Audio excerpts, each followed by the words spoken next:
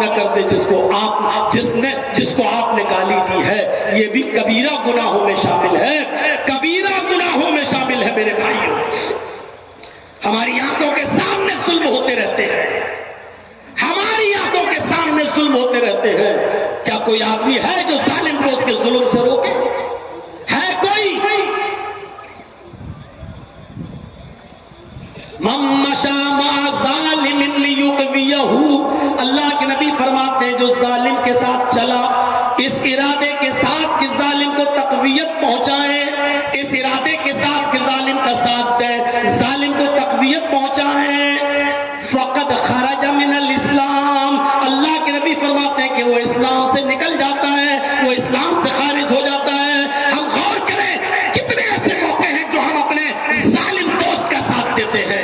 پہلے سے فون پہ کہہ دیا جاتا ہے میرے دوست آج حق ادا کر دیجئے میرا، آج فلاں آدمی کی گواہی میں تم تھوڑا سا ہماری طرف سے بول دو. آپ جانتے ہیں کہ میرا دوست ہم سے جھوٹ بلوا رہا ہے، آپ جانتے ہیں کہ میرا دوست ظالم ہے، لیکن اس کے باوجود آپ اس کا ساتھ دے رہے ہیں صرف اس لیے کہ وہ دوست ہے. من مشى مع ظالم لیغویہ، اللہ کے نبی فرماتے ہیں جو ظالم کے ساتھ کھڑا ہوا اس لیے کہ اس کو طاقت پہنچائے، اس کا ساتھ دے، فقد خرج من الاسلام، وہ اسلام سے خارج ہو جاتا ہے. اور اسی لیے امام کائنات نے فرمایا انصر اخاک ظالما او مظلوما، اپنے بھائی کی مدد کرو چاہے وہ ظالم ہو یا مظلوم ہو، اپنے بھائی کی مدد کرو چاہے وہ ظالم ہو خواہ وہ مظلوم ہو. صحابہ نے کہا اللہ کے رسول مظلوم کی مدد تو سمجھ میں آتی ہے، بیچارہ جس پر ظلم ہوتا ہے، لیکن ظالم کی مدد کیسے کریں؟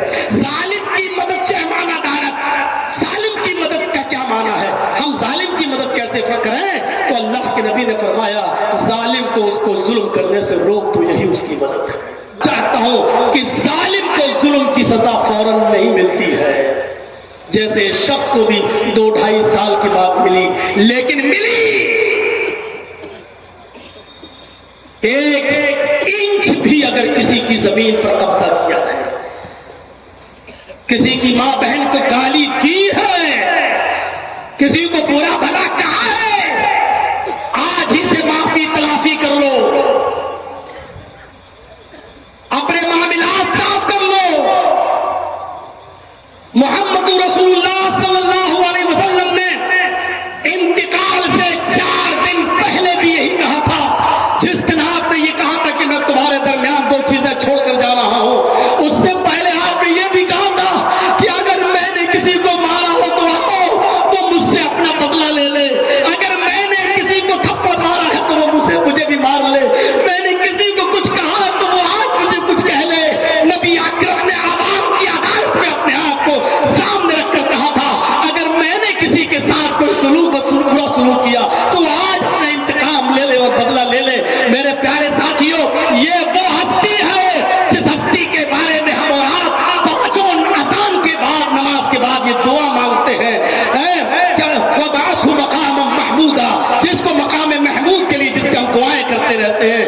یہ وہ ہستی ہے میرے بھائیوں جو جنت میں سب سے پہلے داخل ہوگی، یہ وہ ہستی ہے جو جنت کا دروازہ سب سے پہلے کھٹکھٹائے گی، یہ وہ ہستی ہے میرے بھائیوں. لیکن اس کے باوجود وہ اپنے آپ کو پیش کر رہے ہیں. یہ لو اگر میں نے کسی کو مارا ہو تو یہ میں نے اپنے اوپر سے چادر ہٹا دی، تم بھی آؤ اور اپنا انتقام لے لو، اپنا بدلہ لے لو. ایک مرتبہ اللہ کے نبی صلی اللہ علیہ وسلم نماز پڑھا رہے تھے اور ایک صحابی کی پیٹھ میں آپ نے کچوکا لگایا، چلو پیچھے چلو، تم آگے نکلے ہوئے پیچھے چلو.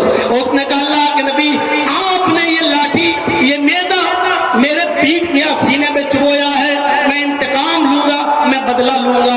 اللہ کے نبی نے فوراً اپنی چادر اتار لی کہ ہاں لے لو اپنا بدلہ لے لو.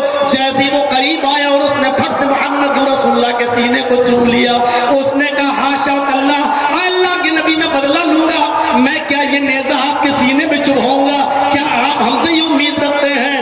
نہیں، اے اللہ کے نبی مجھے تو آپ کے سینے کا بوسہ لینا تھا، اس لیے میں نے ایسا یہ چال چلی ہے. اور یہ ایک طریقے سے کہا جائے میں نے یہ گیم کھیلا ہے، کیونکہ آپ ایسے چومنے نہیں دیں گے تو میں نے ایسے کر کے آپ کے چادر کو ہٹوا کر آپ کا سینے کا بوسہ لے لیا.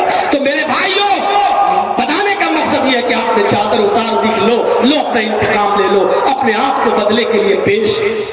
وہ ہستی جب کر سکتی ہے تو ہم اور آپ ان سے بڑے تو نہیں ہیں، ان سے اونچا